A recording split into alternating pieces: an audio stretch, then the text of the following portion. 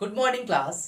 हमने अपने पिछले वीडियो में बात किया था किसी वैद्युत द्विध्रुव की वैद्युत स्थितिज ऊर्जा के बारे में, किसी वैद्युत द्विध्रुव द्वारा किए गए कार्य के बारे में कि किसी द्विध्रुव को हम वैद्युत क्षेत्र में लेकर के रखते हैं, उसको उसकी साम्यावस्था से विस्थापित करते हैं तो उस दशा में उसे कितना कार्य करना पड़ेगा और द्विध्रुव की स्थितिज ऊर्जा क्या होती है, इन सब के बारे में। ठीक है, आज हम लोग पढ़ने चल रहे हैं कि द्विध्रुव के कारण कोई आपका वैद्युत द्विध्रुव है तो उस द्विध्रुव के कारण अक्षीय बिंदु और निरक्षीय बिंदु एक्सियल एंड इक्वेटोरियल पॉइंट पे क्या वैद्युत क्षेत्र होगा और विभव का मान कितना होगा, उसके बारे में आज हम पढ़ने चल रहे हैं। उसको देखते हैं। इसमें जो सबसे पहला इंपॉर्टेंट पॉइंट है समझना कि द्विध्रुव के लिए वे कौन से बिंदु होंगे जिन्हें हम अक्षीय बिंदु कहेंगे और द्विध्रुव के लिए वे कौन से बिंदु हैं जिन्हें आप निरक्ष कहेंगे। तो सबसे पहला काम हमें समझना है अक्षीय बिंदु और निरक्षीय बिंदु। ठीक है, तो चलिए यहीं से आज के लेक्चर की हम स्टार्टिंग करते हैं। क्या है इसके बारे में देखते हैं। तो ध्यान दीजिएगा,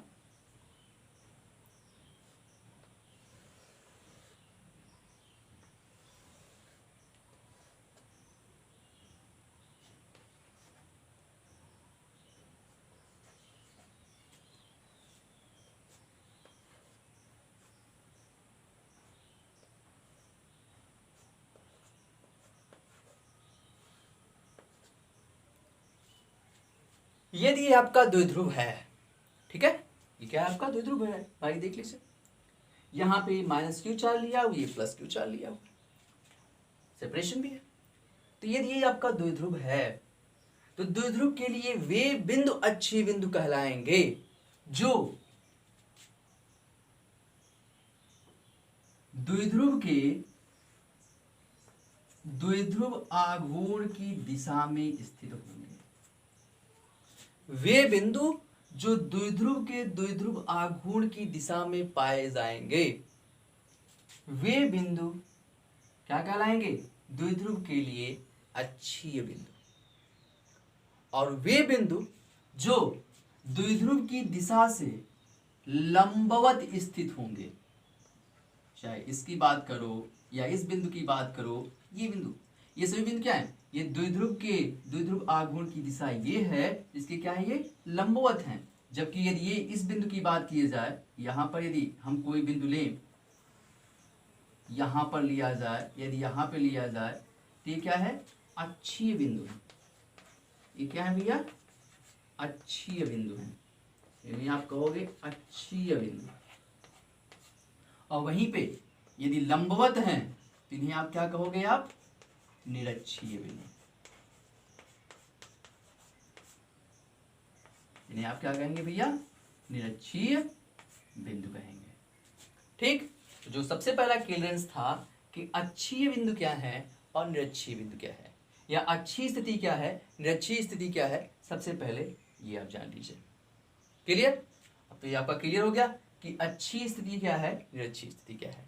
कि द्विध्रुव के क्षेत्र की दिशा में एक बिंदु है, द्विध्रुव के द्विध्रुव आघूर्ण की दिशा में, किसकी, द्विध्रुव आघूर्ण की दिशा में है, तो आप कहोगे अक्षीय बिंदु है, या वो स्थिति क्या होगी, अक्षीय स्थिति होगी। और वहीं पर यदि आपका द्विध्रुव आघूर्ण की दिशा की क्या है, लंबवत है, तो आप कहोगे ये आपका निरक्षीय स्थिति है, निरक्षीय बिंदु है।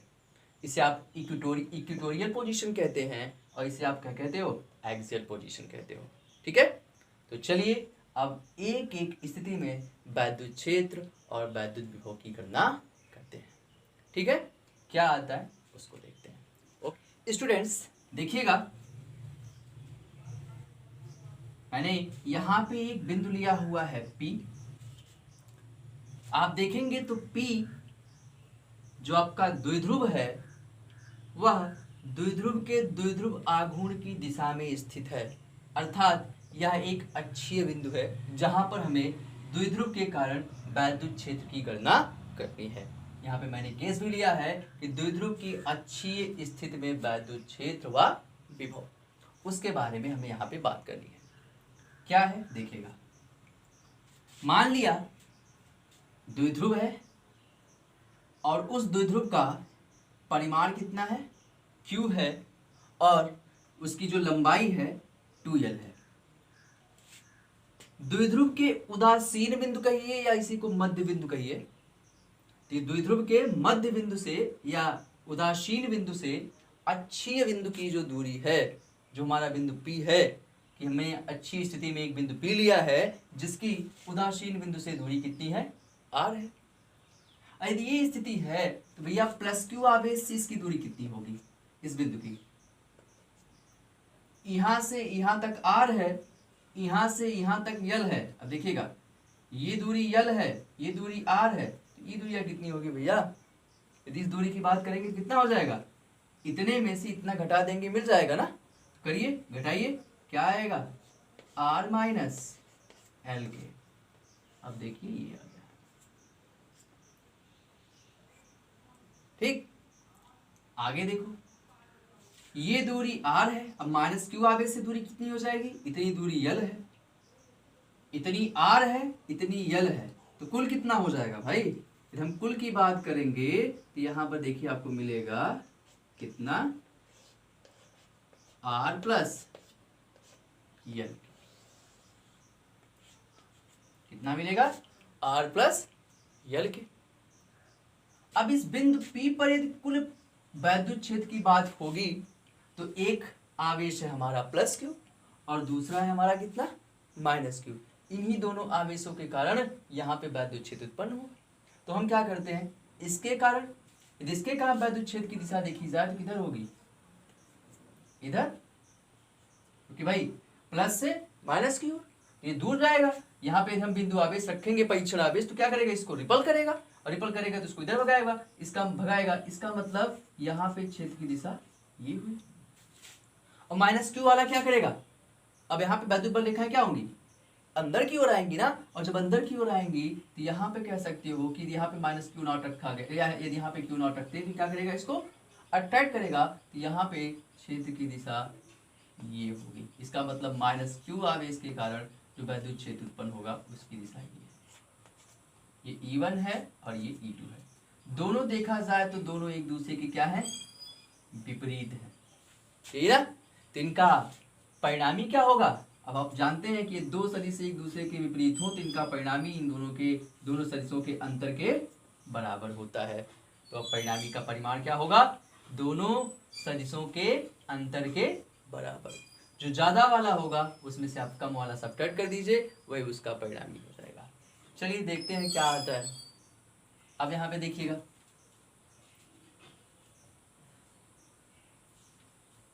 प्लस Q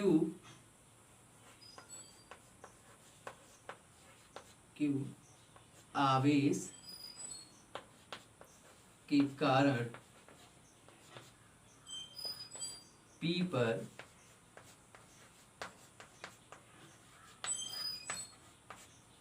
वैद्युत क्षेत्र की बात की जाए, P पर वैद्युत क्षेत्र निकाला जाए तो यहाँ पे देखिएगा वैद्युत क्षेत्र E1 इज इक्वल टू आपको मिलेगा 1/4πε0 इंटू Q अपान प्लस Q से भैया दूरी कितनी है, R माइनस L, तो क्या हो जाएगा R माइनस L का होल स्क्वायर, इसे बना लीजिए इक्वेशन 1। और माइनस Q आवेश के कारण P पर वैद्युत क्षेत्र कितना हो जाएगा, E2 के, और यहाँ पे आप निकालोगे तो आपको मिल जाएगा 1/4πε0 इंटू Q अपान R प्लस L का होल स्क्वायर, आप फिगर से देख सकते हो, ठीक है। तो प्लस Q के कारण इतना और माइनस Q के कारण ये वाला आ गया, प्लस Q माइनस Q के कारण मिल गया। अब जरा देखो ज्यादा कौन है, दोनों में हम देखें तो 1/4πε0 1/4πε0 कॉमन है, Q कॉमन है। यहाँ पे अंतर कहाँ पे है, यहाँ पे डिफरेंस है, ये बंदा R माइनस L है, ये बंदा R प्लस L है। यही ना। यहाँ पे ये r माइनस एल है तो ये r प्लस एल है। यदि r में से आप कुछ कम करोगे तो जाहिर सी बात है वैल्यू कुछ कम होगी, और यदि ये कम होगी तो इससे जब आप डिवाइड करोगे तो वैल्यू क्या होगी, कुछ बड़ी आएगी। और यहीं पे यहाँ पे जब कुछ जोड़ोगे तो कुछ ना कुछ वैल्यू बढ़ेगी, और उससे जब आप डिवाइड करोगे तो ये वैल्यू क्या होगी, कुछ कम आएगी ना। इसका मतलब हुआ E1 जो है वो ज़्यादा है और E2 क्या है, कम है। E2 की वैल्यू क्या है, कम है, और E1 क्या है आपका, ज़्यादा है। तो परिणामी क्या होगा, इसलिए P पर परिणामी वैद्युत क्षेत्र, जब हम परिणामी वैद्युत क्षेत्र की बात करें तो परिणामी वैद्युत क्षेत्र E is equals to E at P is equals to हो जाएगा E1 माइनस E2 के। अब यहाँ से E एट P आप निकालो, जो कॉमन है हम एक साथ राइट कर दे रहे हैं। क्या है भैया कॉमन, Q कॉमन है, 4 पाई एप्सिलॉन नॉट कॉमन है, तो इसको आप राइट कर दो, Q upon 4 pi epsilon not common हो गया। अब बचा क्या, यहाँ पे बचा 1 अपॉन R माइनस एल का क्या, whole square, minus 1 upon R plus l का क्या, होल स्क्वायर। ठीक है, ये मिला। आप सब्ट्रैक्ट करके देख भी लीजिएगा, चीज़ यही आएगी। मैंने क्या किया है, जो चीज़ कॉमन थी उसको बाहर निकाल लिया, जो बचा था उसको हमने सब्ट्रैक्ट कर दिया। ठीक है, सही है ना। अब चलिए आगे देखिए क्या होता है। आगे आप देखोगे तो कंडीशन क्या आएगी,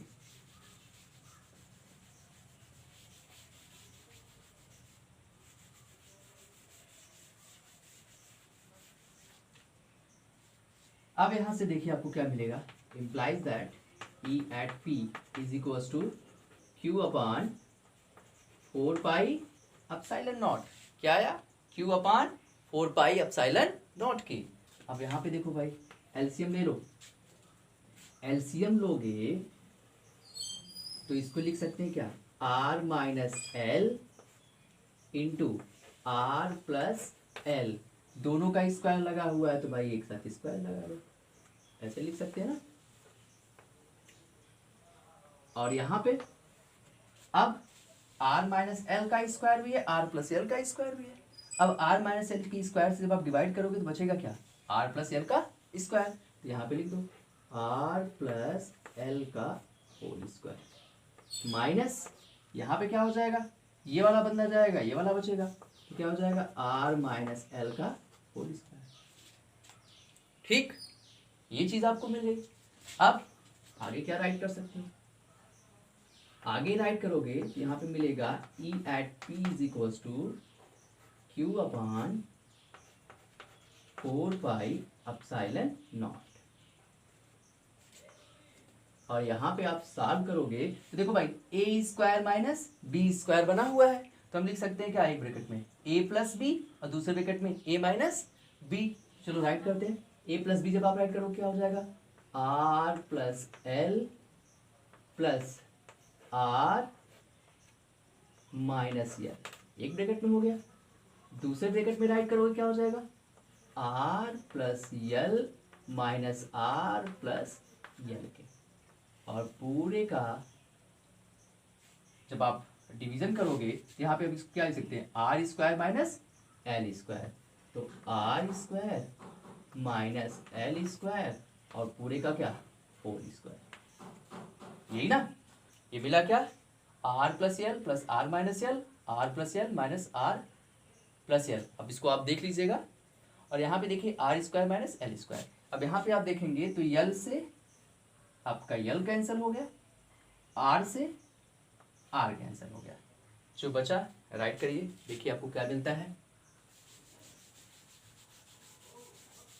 अब यहाँ पे आप देखोगे, देखिएगा आपको मिलेगा कुछ इस टाइप का।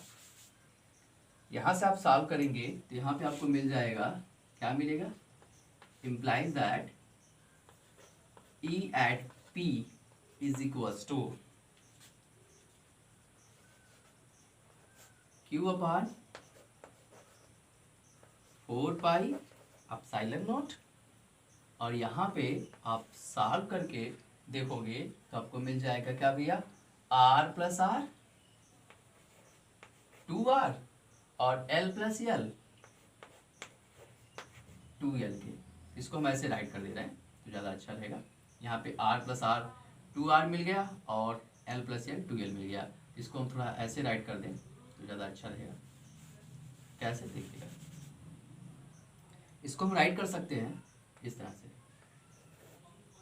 यहाँ पे लिख देते हैं हम q इंटू 2l राइट कर देते हैं। पहले इस वाले को उठा लेते हैं तो q इंटू 2l हो गया, और यहाँ पे लिख देते हैं कितना, 2r के।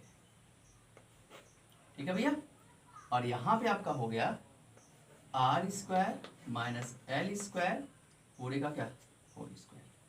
यही है ना, क्लियर।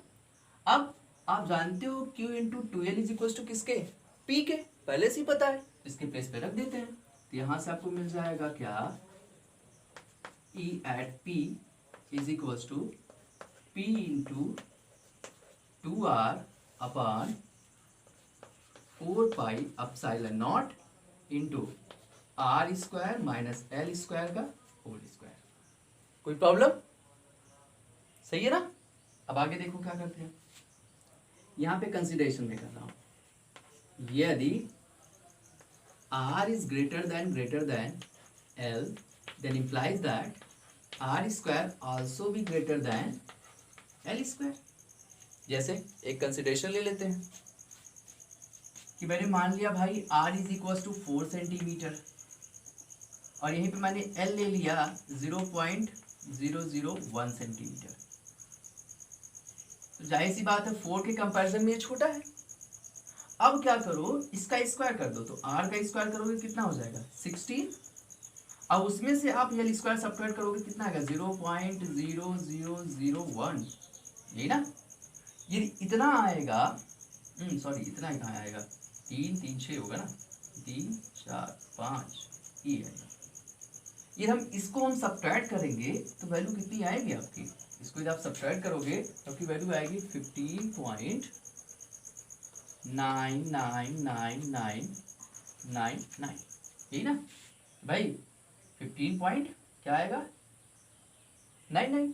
अब यहाँ पे देखो 0050 के प्लेस पे 59, और इसके बाद 10 में से जब 1 सब्ट्रैक्ट करोगे कितना आएगा 9, तो कितना है 15.99, और इसको हम क्या लिख सकते हैं, नियरली 16 की। तो क्या कोई फर्क पड़ रहा है, नहीं ना।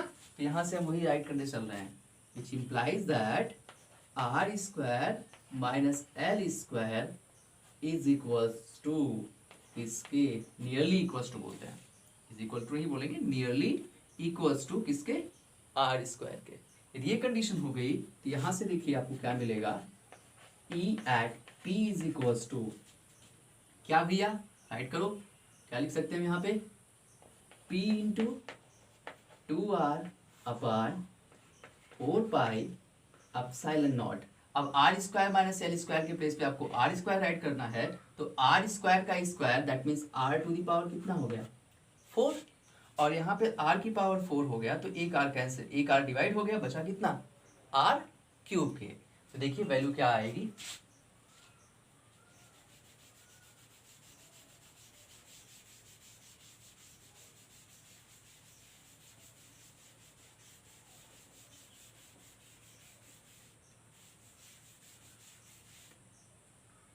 अब इस कंडीशन में आप देखोगे तो आपको वैल्यू मिल जाएगी, implies that electric field intensity at P is equals to, यहाँ पे देखो भैया R से एक पावर कंप्लीट हो गया, कैंसिल हो गया, कि एक R से कैंसिल हो गया, यहाँ बचा कितना R टू द पावर 3। तो इसको थोड़ा सा अरेंज करके राइट कर दें तो हमें मिल जाएगा 1/4 पाई एप्सिलॉन नॉट इंटू कितना क्यों भैया 2p अपॉन r क्यूब के। ये हो गया आपका electric field intensity at p, जो क्या है आपका एक्सियल पोजीशन पर है, अच्छी स्थिति में। ये आपने जो निकाला है, ये क्या निकाला है, अच्छी स्थिति में वैद्युत क्षेत्र का मान निकाला है। इसका मान क्या है 1/4πε0 इंटू 2p/r³ के। ओके, यहां तक आपका हो गया।